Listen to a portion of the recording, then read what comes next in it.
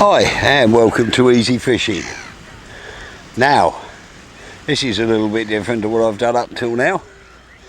Now I've come back to something that I love, beach fishing. And in true traditional fishing style, I'm going to start off with a plate of really unhealthy cod and chips. Complete with wooden fork, not in a newspaper anymore regrettably, but hey, who cares?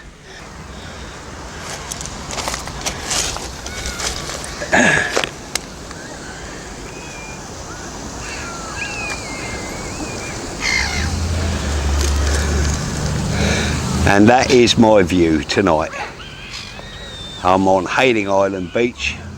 I'm waiting till the sun starts to drop and then I'm going to have some fishing. I'm going to tuck into my unhealthy fish and chips. This fish looks well battered, excuse the pun, and chips, and a tin of 7-Up.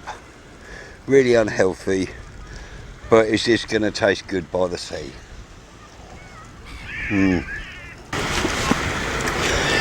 Yes, there's something about fish and chips by the seaside.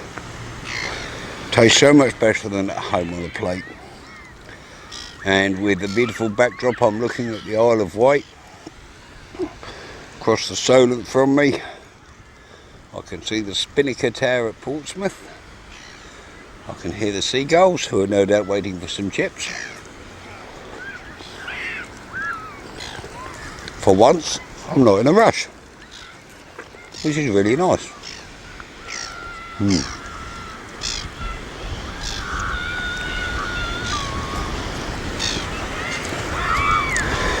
Now, for me, this is a rare event. I haven't managed to do this since I started Easy Fishing. So tonight, this evening, I'm just going to be doing some basic sea fishing. Everybody tells me it's rubbish, it's fishing badly. Other YouTube contributors say it's dead. Low tide is about 8 o'clock tonight, so I will fish the flood in and see how we go on. In the meantime, I'm just going to enjoy this.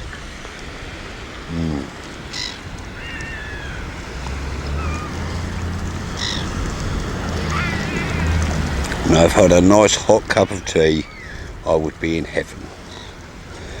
But this is as close as I'm going to get.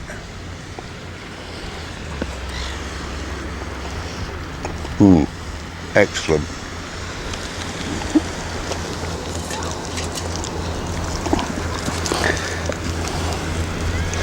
This is a great British tradition, this seaside fish and chips. Regrettably, we seem to have lost the simple pleasures.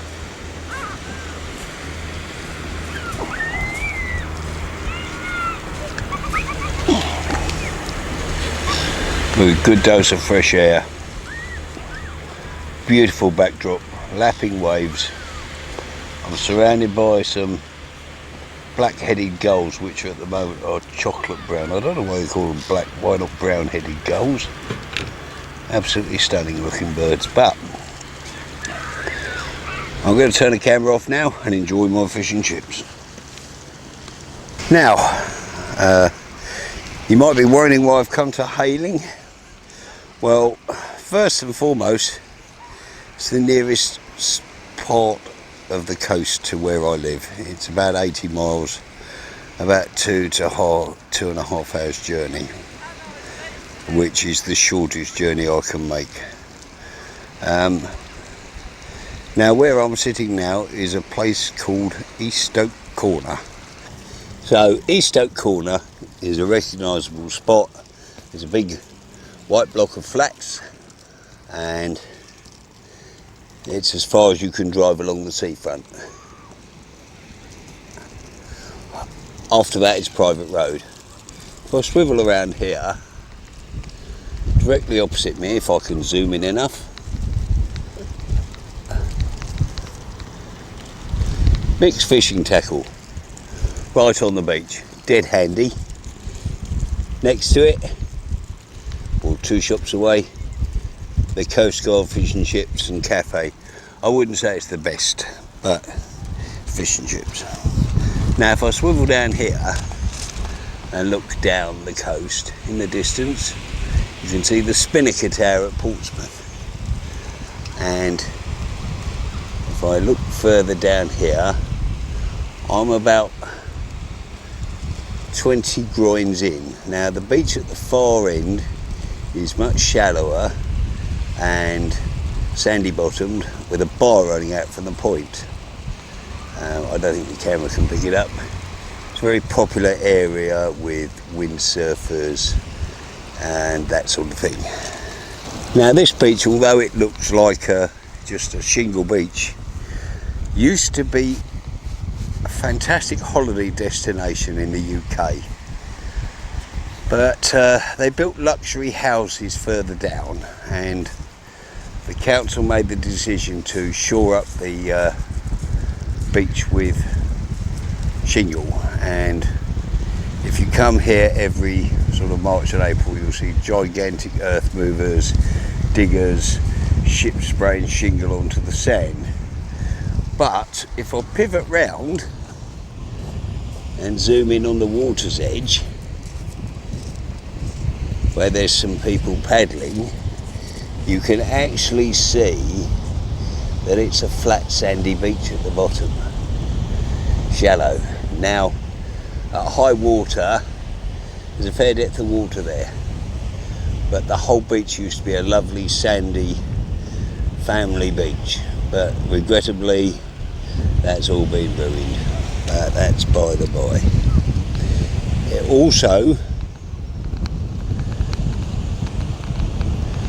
It also used to be a fabulous fishing beach, but as in most places along the English coast, the fishing has declined seriously. So I don't know whether I shall fish here at East Stoke Corner or whether I shall fish further down the coast, going east to a place called I'm trying to think what it's called now, Creek Road. There's a car park there right next to the sea. But seeing as this is just a fun session for me, I think I might be lazy and stay here. Now the beach at the other end is shallow. Behind me eastwards it gets progressively deeper till it gets to East Cope Point. It's not fabulous fishing, I'm not going to say it is. It's mostly going to be small fish, and one of the problems is that while it's bright sunlight like this, there won't be any fish in the shallows. They just won't come in until it's dark. So I'm just going to kick back and relax for a bit in the sunshine and wait for the tide to turn and the sun to start falling in the sky before I start getting set up. My car is 75 yards away, so it's not too bad to walk carrying my tackle, even though my sea fishing box seems to weigh a ton with all the leads in it, but there you go. So I'll get back to you later when I'm set up. Here we are, set up on the beach, waiting for the tide to come in now. I decided to fish at the Creek Lane end of the island on the basis that the water's deeper. So there's my little Shakespeare beta seat box, complete with a backrest on it and a haversack conversion, as I mentioned in my video on seat boxes and chairs. And here's my setup. I have a tripod and two rods. What I'm using today is I have two rods set up.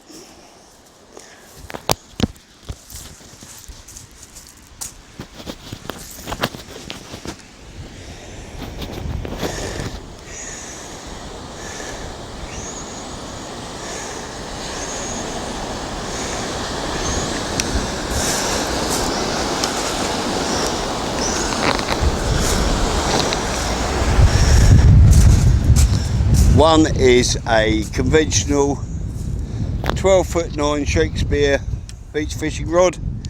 This is called an Agility Surf, and it's for a fixed ball, which I have on here, which is a Penn Affinity. Now the line is different. On this reel I'm using not braid or mono, but a line called Nanofill, which is made by Barclay. I've been testing it for about 3 years now, and I've fallen in love with it. And it's what I use for my long range feeder fishing in freshwater, because it casts even better than braid and isn't braid, so you can use it on waters where braid is banned. This one has a diameter of 0.2, which is about £6 in normal mono, but I think it's £22 in this, and that's more than adequate. I've coupled it with a shock leader, a tapered shock leader of tapers from 15 to 65 pounds. That's joined to the main line with the leader knot, an Albright special, as I showed on another of my videos. The hook and tray setup, on the end I have a 5-ounce breakaway held in place with a quick link by breakaway, so it's easily detachable.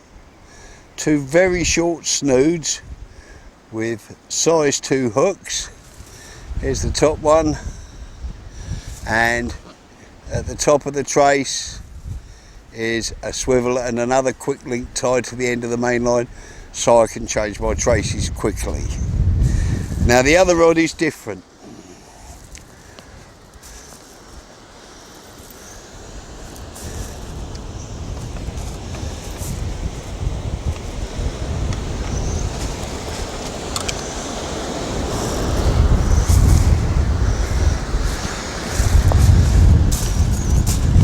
Now this rod's also a Shakespeare, but it's 11 foot long and it's what's known as a tipster, and basically it's a heavy quiver tip rod. If I bring the end into view like so, it has a quiver tip in the end. It's basically like a stepped up freshwater quiver tip rod. It will throw about 4 ounces. It would probably make a good barbel rod, but it's basically to show bites better from smaller fish. Reel is again a Penn Affinity 7000, same line. I've got a shock leader on it, not that I need it, but it's just to stop it rubbing on the sand, because there's a lot of gravel, sharp stones and stuff, so a leader's fairly essential. Trace is virtually the same, breakaway quick link, 2 small hooks on short snoods. These are size 2s, one with a little floating bead to float it up off the bottom, and a plain bomb just so it can roll around. So now I'm all rigged up. My bait, I've just got ½ pound of ragworm from the local shop, and 4 small what they call dirty squid, which is unwashed, unbleached squid, same as humans would have, but our one is bleached for human consumption, that's why it's white. I don't know if the bleach really affects it, can't think it'd do it any good, but we've used squid washed and unwashed for years, and it's a very effective bait and very cheap. The ragworm, ½ pound of rag I think was £9, and the squid was £4.50 I think, so not too bad bait wise. You don't, because lugworm and ragworm, I think ragworm worked out at about £16 a pound, and lugworm are about £16 a hundred, so not cheap. If you live by the seaside and can dig your own bait, you're a lucky man. I can't. This is my nearest beach, and this is 80 miles from home, so I have no chance of digging my own bait. Now as you can see, I'm sitting on my box with the backrest, so it's quite comfortable. I have a lamp stand here with an electric powered battery operated light for when it gets dark, and I also have a small head torch, which is round my neck here, ready. And so now it's just a case of sitting and waiting for conditions to be right to start fishing. Now Conditions don't look great. There's a lot of weed in the water, so I'm a bit worried that weed might be a problem.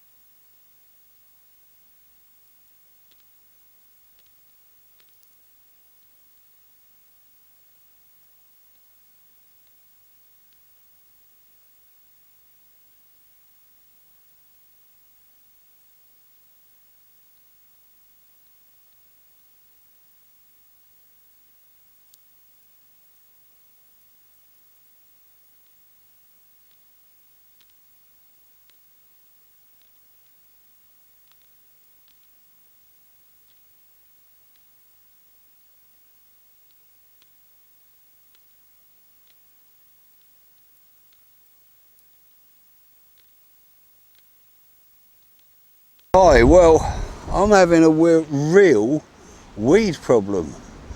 I didn't expect it to be this bad.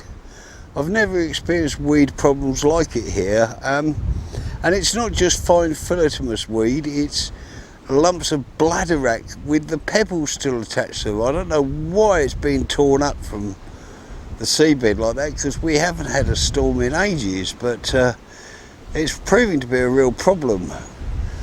If I got a bite, I wouldn't be able to tell, because there's so much weed on the line. I mean, I'm winding in about 20 pounds of weed at a go, and the baits are getting smothered in it, and it does seem that the crabs are active and they're ripping the guts out of the bait. So I'll give it a little bit longer, but I think I might be defeated tonight. I don't really mind too much having a blank. It's a bit of a long drive to have a blank though, but that's the way it is with fishing, especially beach fishing sometimes. Perhaps I'll choose a neat, smaller tide next time, but normally you want these spring tides to make the fish feed. But like I say, there is huge clumps of weed washing around on the surface, and they're just fouling the line every time. You know, it's actually dragged the tripod over on one occasion, so I had to make a quick grab at it to stop it all going. So if I don't get anything else to report, I'll say thanks for watching me blank and struggle on the beach. But yes, it is lovely here, so I'm not too heartbroken.